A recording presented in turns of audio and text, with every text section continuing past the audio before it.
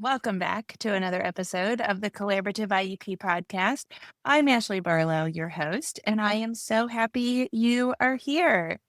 Friends, look at what's going on here in your screen. So, first of all, I have wet hair. Second of all, the wallpaper behind me is peeling off the walls and has a terribly large seam that seems to continue to get bigger and bigger. We today are going to do a Life Lately episode, which is going to include a heavy dose of back to school. And if anything is a better picture of how that has gone in the Barlow household, it is what you are looking at right now. Wet hair, messy decor, and a whole lot of chaos.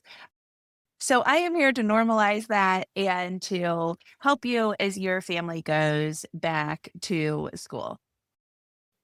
Oh, yeah. Also, I just moved my computer because it was too much of me.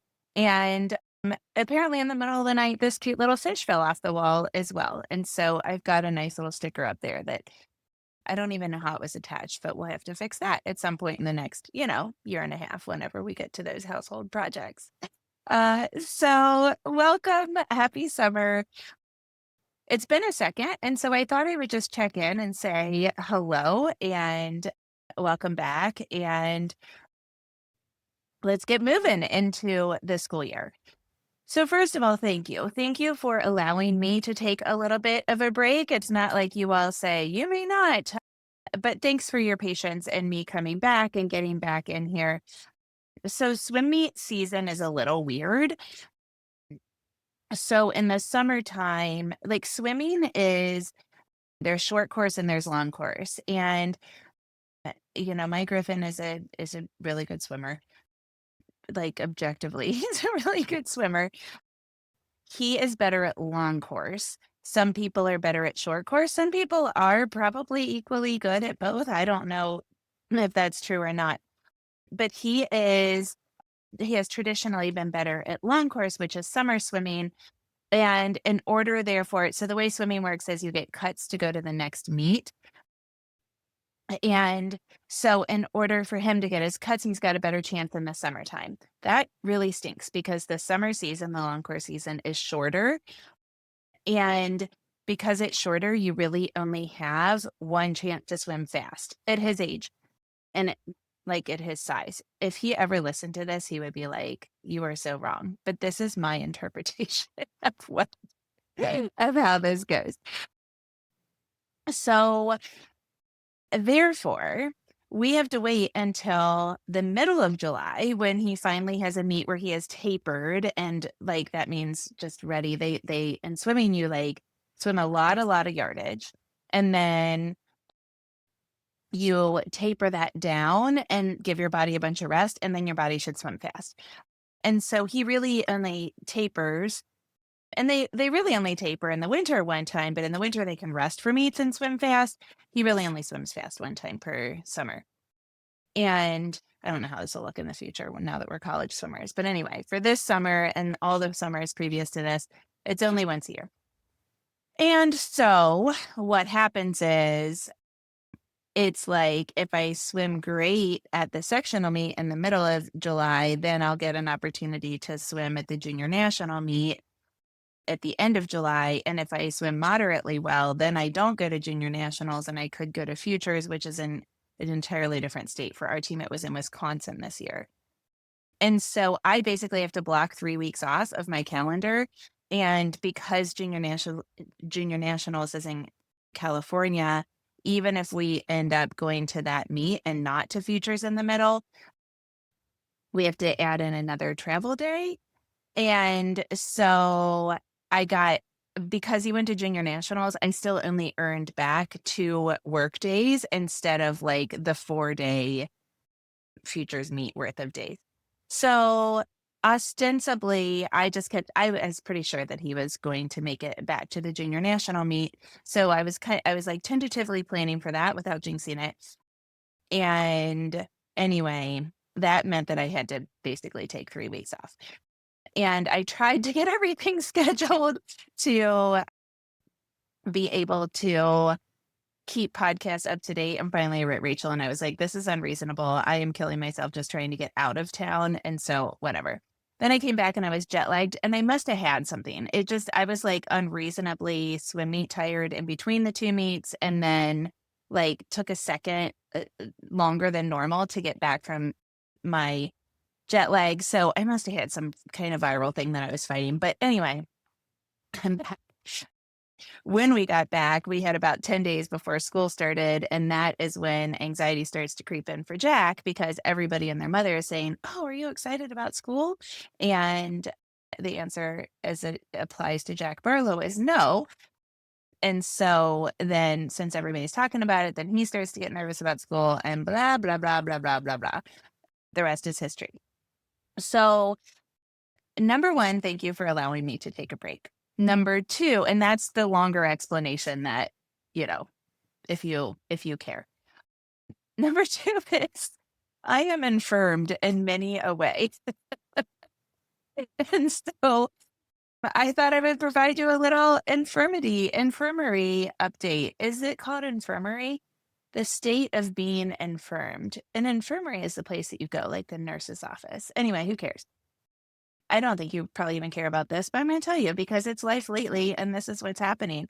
So, the day that we left for California, I woke up with a couple of big bug bites and they hurt. Now, like I don't know if we still use this terminology, but when I was a kid, my uncle's a dermatologist and he said I was hyper allergic to bug bites, which meant that I got a bigger reaction. That's probably still a word, but I also got more than anybody else. Like I am attracted to mosquitoes. Since I've made all these dietary changes and all my functional health stuff, I don't get as many bug bites, which is good. Interestingly, he used to have me take B6, and it turns out I have MTHFR, so I do take a methylated B12. So something about those B vitamins might have something to do with the mosquito thing. Who knows? I don't care enough to research that, but I do know I used to get a bunch of big mosquito bites that used to always get infected, and now I get less. Anyway, I woke up at the end of July with two mosquito bites. They both itch like mad. They both kind of like, this is gross, but like crusted over. They just get like a little circle of like infection. And then they always go away. 47 years of living, that is what has happened. But these two are big. So they took a second. And my girlfriend who travels with us, she's my swim wife, so I call her my wife.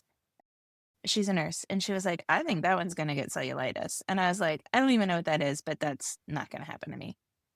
Well, it like got really, really big. And then it kind of like that was a wax. And then that kind of waned. And now we're at like, I don't know how many weeks, 3 weeks or something. And a few days ago, during Jack's first week of high school, I woke up and it was ginormous, like the size of a dime with this like hard thing underneath it and like a red circle around it. And I was like, OMG, do I have a tick bite? Like, what is this? It hurts so bad. And then I called my cousin who's a dermatologist, and he scared me because he was like, it could be blah, blah, blah. And I was like, oh boy. And it turns out, so we started an antibiotic and I started putting hot compresses on it because I was like, my intuition tells me this is just like an infection, like a boil or something. So it has drained like kind of incessantly for a day. And that is like incredibly painful and annoying. And that's on my good leg because injury number two is that I was picking Jack up from the second day of school in heels after an IEP meeting. Like I went to a meeting and then I went straight to pick up Jack from school. And I took an epic tumble down a cut in a sidewalk. And I have a grade 3 sprain in my right ankle. So my left thigh and my right ankle are infirmed. I am actually feeling my ankle is feeling a lot better. I was like terrified that it was going to be one of those things where like I wasn't going to be able to walk forever, blah, blah, blah. But here's the worst part of it. So the doctor said, fair weight is tolerated. I was like, okay, well, when do you think I'm going to be able to put pressure on it? And he said Monday. And I was like, cool. I bet that's Saturday for me because I am advanced. This is how I am. I'm just competitive. And he said, And I was like, "So what do you think about moving my kid into college at the end of next week?" And he said, "Actually, why don't you stay off of it all weekend, and then try to bear weight on Monday and see what happens." And he's like, "That's not gonna affect your long-term recovery, but it might speed up your short-term recovery." I was like, "Sign me up." So he gave me crutches and he wanted to give me a boot, but with my back injury, I was like, "I can't do a boot. I'm just too uneven and that thing's too heavy." And I did it for my Achilles tendon and it was terrible. So I was like, "Can we try something smaller?" And he was like, "Sure, let's try a lace up thing." So I was like, "Okay, great." So anyway, I don't know why I'm telling you this. Like, I don't know if you actually care, but I'm still going to tell you. So I did the lace up thing and I did crutches for about 36 hours. I stayed off of it. All I walked to on my crutches is around my house. Like, that was making one school lunch. I mean, I did no laundry. Maybe I cooked a meal, but like, I mean, we're talking like I really did rest. And then I walked on crutches from the parking lot of Target into Target because the drop off where Griffin could have dropped me off was just kind of chaotic. And I was like, "It's fine. I've got crutches. I'll walk in there." Well, here's what I want to tell you is even if you work out every day, even if you have super strong lats because I made the lane.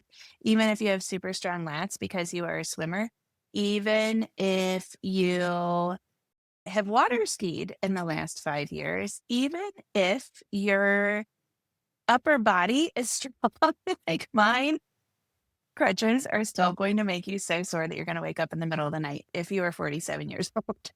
And so I was awakened in the middle of the night, and I have been since last Thursday by number one, a boil on one leg or whatever this is, cellulitis, some kind of infection on one leg, which I've never had, and I totally empathize. Number two, a extremely painful sprained ankle that, moves. Like when you roll over, who knew you use your foot? Yeah. So then my ankle hurts because I forget.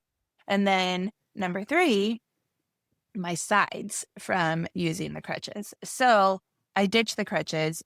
I went back to the original plan of bare weight is tolerated. It's tolerable. Anything is more tolerable than what's happening to my sides. So I wake up every morning and I take a bath in Voltaren. If you don't know about Voltaren anti-inflammatory gel, you need to know. This is not medical advice. And I just get going. And that, my friends, is why I have let the wallpaper go. I don't know what the plan is either. And why I have stringy, wet hair. And why I'm really, really, really tired. So that's life lately as it applies to my physical health. Next update, I thought there was something else, but maybe well, also crutches hurt my back. So now like my actual bones that are broken, which I never really hear from, like my actual broken bones, like my spine never really talks to me. And right now it's talking to me, which is, kind of an emotional thing. But that's happened before, obviously, and it just will eventually calm down. Okay. So then I moved Griffin into his freshman college this weekend. And so we're doing all of the things. I've got his little to-do list going here. It's in cursive. He's going to complain. And I am like, if you've never done this, here's what happens. So I'm like highly emotional. And I also have crazy anxiety. So I've got good coping strategies in place with the anxiety. Like, don't make anything too significant. You don't like perseverate on this. Like, change your mind, framework shifts, all of the things. And so I've done a really good job at that. However, every once in a while it catches up to you and you cry at the weirdest things. So, for example, his swim bag was in my front hall and I passed it like 5 times and spontaneously cried when I saw a swim bag. And so I had Brandon move it, and then Grissom moved it back, and I was like, "What's that swim bag doing there?" And he said, "Oh, the front hall looks weird without it." And I was like, "Okay." But then now that's gotten better because he's gonna need it for the first few weeks until his Emery swim bag is there, and so I'm like, "Okay, good, your swim bag can go with you." It feels like your bag and you need to be in the same place. Just the weirdest weirdest thing that will like get you. He and Jack were walking somewhere, and I was like, "Oh God, here it is." Like it just catches up. They walk places together and you're fine. And then they walk one place together and you're not fine. So it comes and goes with no rhyme or reason that I can tell. So that's that. My, oh, my physical state and my emotional state are impaired. To say it best. Then, and I'm wearing mascara. That's another coping mechanism. Oh, it's a strategy. Okay. Wear mascara. You don't want to cry if you have on mascara. It's okay to cry, but you can't cry all day. Let's see what else. I got more. Okay. Jack started high school. This is what I want to talk about. So Jack started high school, and our high school has had 5 special ed teachers in 5 years. Our high school has also not done a super inclusive IEP, to my knowledge, a super inclusive IEP for, or like education, for a kid that has needs that impact them as significantly as Jack's disability impacts him, at least in a while. So, new team, new head teacher, like the boss lady that's telling the IAs what to do and communicating with all the gen ed teachers and learning the administration and all that kind of stuff. New new Jack. And like blah, blah, blah, blah. So that has been more hands-on for me than is not more than I expected, but more than what certainly more than I had in middle school. And so this is probably good for you because I'll have some like mom content coming, but it is just something else on my plate. And that's okay. Like I always welcome the opportunity to help people to support Jack and to cheerlead for schools that desire to embark on and improve on their inclusive education and people that want to help Jack, right? So it's all like it's all very, very positive, and it also is a little more labor intensive. So exciting things are abounding. So, what does that mean specifically for back to school? So, the first thing is now is the time to do those All About Me books. I had updated Jack's All About Me book at the beginning of middle school. I really changed the format to make it more grown up. And then at every year I updated it just a little bit with like updated movies that he likes or that kind of stuff, but not really updated it all that much because his special education teacher and his aides did not change. And so they knew Jack very, very well, and they were in the classroom with him all the time. So they could help tie his learning to his experiences and interests, and they knew behavior strategies that worked and that kind of thing. So I really just kind of updated it minimally and sent it to his gen ed teachers. I mean, the special ed teachers got it in middle school too, but like they knew him. This year was a little bit more of a task because it was a whole new staff, and I wanted to make sure that everybody really understood him. So that All About Me book was really important for my family this year, and I just think it is the best tool. So if you need a template for the All About Me book, there is one in the membership. The complete IEP binder is in there. I'm so proud of that product. And so, and guess what? Let's see, what do I want to call this? Spoiler alert. This is like totally counterproductive for me, but the membership has a 3-day trial. So you can join the membership for 3 free days, grab that thing, and then quit the membership, and you get it for free. If you love the membership, stay in. If you don't, grab that thing and head out. So The All About Me book is there. That's obviously not the intention of it. The intention of the free 3-day trial is back in, check it out, see what's in there, see if you want to stay. But you can also just grab a resource and leave. I mean, obviously, I know that. Okay. So the All About Me book. I also do that back to school email. And this year, I had spent so much time with Jack over the summertime that I almost felt like I was drinking from a fire hose because I had so much information to put in there.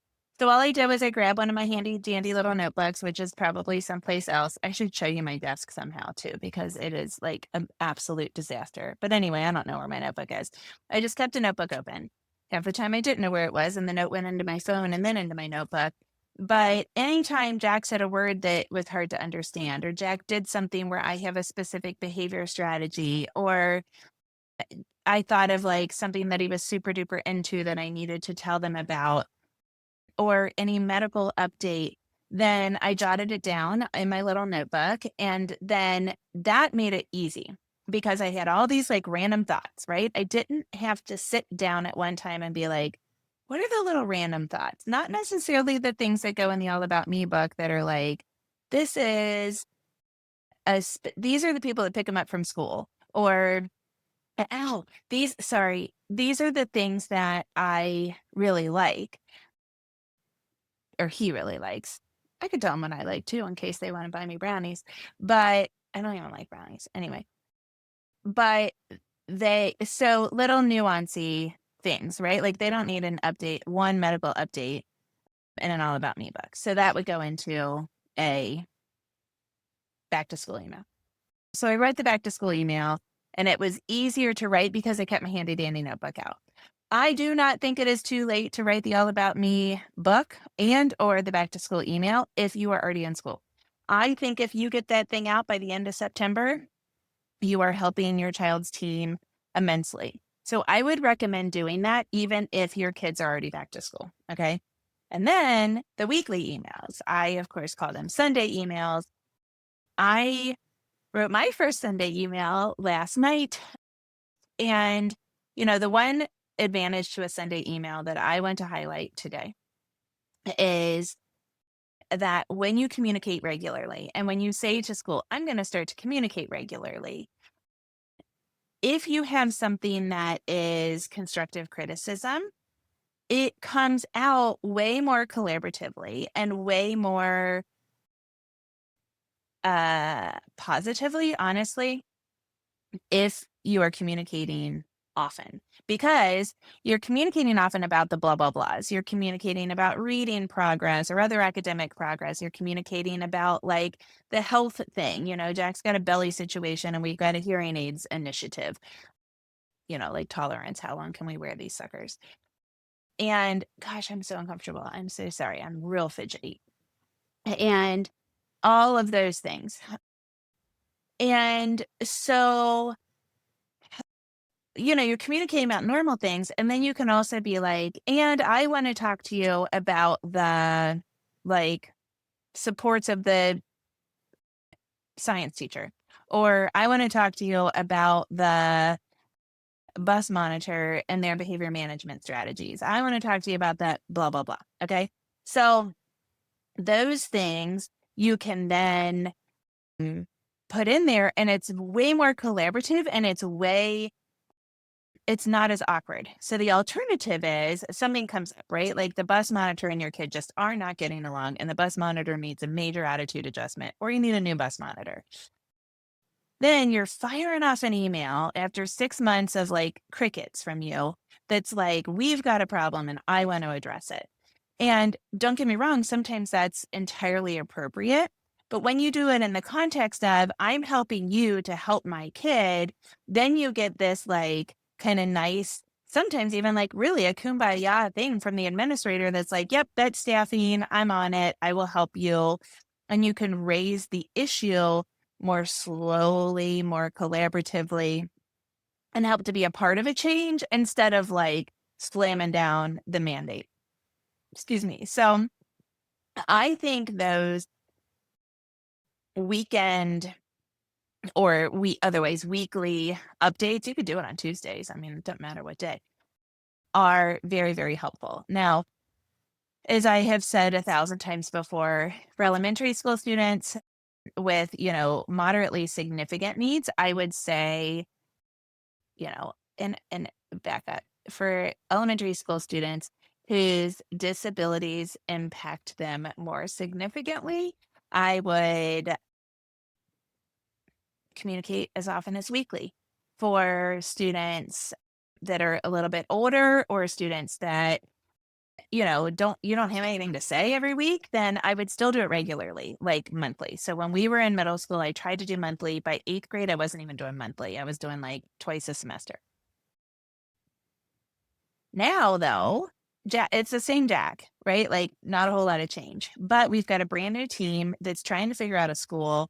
Jack's in a brand new school, and they are, like nobody there has modified work for Jack Barlow. So I am going to communicate more often. Okay. So that's a little bit of information relative to back to school and recommendations and that kind of stuff. And again, this is life lately from the Barlows as opposed to like the lessons, which we will hop back to in our like regularly scheduled podcasting. Okay. And then, of course, we're big gratitude people. And so I am a big fan of thanking teachers. Having been in the classroom for at least several years, I found the job to be oddly thankless. Like, it is so gratifying. There are ways that you can see the fruits of your labor literally every minute of every day. But, by way of like, you're doing a great job, here's a raise. There's nothing by way of evaluation and like, turning something into your boss and like waiting for their feedback. There is very, very little. Teachers get evaluated only one time a year. And for many, many reasons, most teachers get like 5 stars across the board. And it's like, you're doing great. And that doesn't necessarily help you get any better or get like the actual concrete praise of your supervisors, like your principals or your department chairs or any of those people. And so it's not like the corporate world where you get a lot of feedback on what you are doing. And so I like to thank teachers. I like to say, "Hey, thanks. I notice you. I appreciate our partnership. I appreciate the support you give my kid. I appreciate that you are fostering this love of learning in my kid. I appreciate you." And so I like to deliver little treats. And if you follow me on social media, while you probably haven't gotten the special education advocacy content that you are used to, I was pretty excited and remain pretty excited about the news from the Taylor Swift camps last week. I loved the podcast. I'm excited about the new album, all of the things. And so I made homemade Pop Tarts because that is something that Taylor bakes a lot and is like in the media a lot.